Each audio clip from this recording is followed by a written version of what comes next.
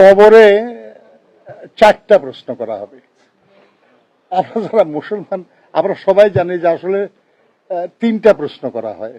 আমরা এটাও বলেছি আর কি যে এমন সব নির্বাচনের আচরণবিধি লঙ্ঘনের ঘটনা ঘটছে যেটা শুধু মানে আইন অমান্য বা আইন ভঙ্গকারী না, আমাদের ধর্মীয় বিশ্বাস, আমাদের আবেগ এগুলোকে আহত করছে।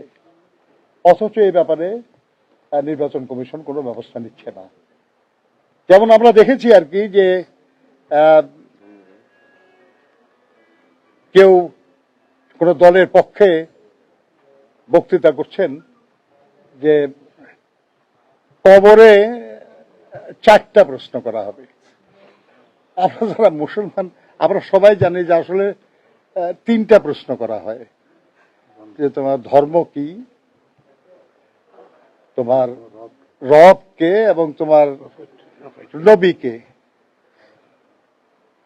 এখন ওনারা বলতেছেন যে 4র্থ প্রশ্ন নাকি করা হবে যে তুমি একটা নির্দিষ্ট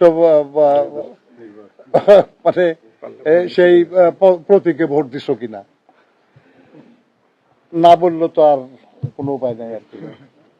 তো ব্যাপারটা হাস্যকর না, এটা আমি বলতেছি যে এটা খুবই দুর্ভাগ্যজনক আর কি, যে মানুষের আবেগকে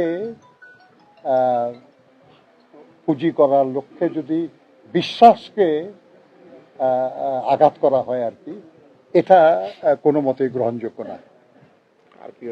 আমরা মনে করি এটা আরপিওর স্পষ্ট লঙ্ঘন।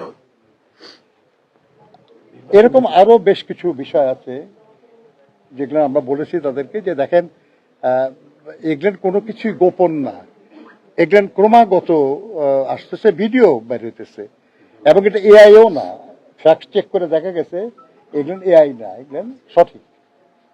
অতএব এইসব ব্যাপারে আপনাদের ব্যবস্থা নেওয়া দরকার। আর না হলে একটা নির্বাচন